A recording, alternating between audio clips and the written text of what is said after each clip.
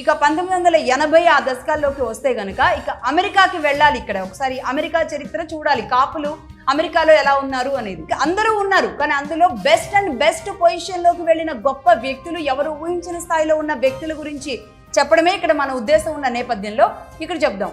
అమెరికాలో మైక్రోసాఫ్ట్ అధినేత bill గేట్స్తో close ఫ్రెండ్గా ఉన్న వ్యక్తి ఎవరో తెలుసా? డాక్టర్ రావు రేమాల. ఈయన కూడా కాపునే. మైక్రోసాఫ్ట్ విండోస్ వర్షన్ రాసింది ఈయనే. అలాగే విండోస్ ఎక్స్పీని ఈ స్థాయికి తీసుకువెళ్ళడానికి కూడా రావు రేమాలనే కారణం. ఈయనది కృష్ణా జిల్లా.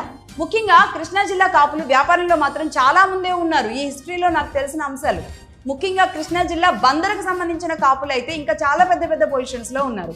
30 ఏళ్ల క్రితం మైక్రోసాఫ్ట్ ఇండియా ఎండీగా పనిచేసిన వ్యక్తి ఎవరో తెలుసా? శ్రీను కొప్పోలు. ఈయన కూడా కృష్ణా జిల్లా వాసే, కాపు వారే. ఇప్పుడు సత్యనాథన్లా ఎలా అయితే ఉన్నారో అప్పుడు శ్రీని కొప్పోలుది చాలా కీ రోల్.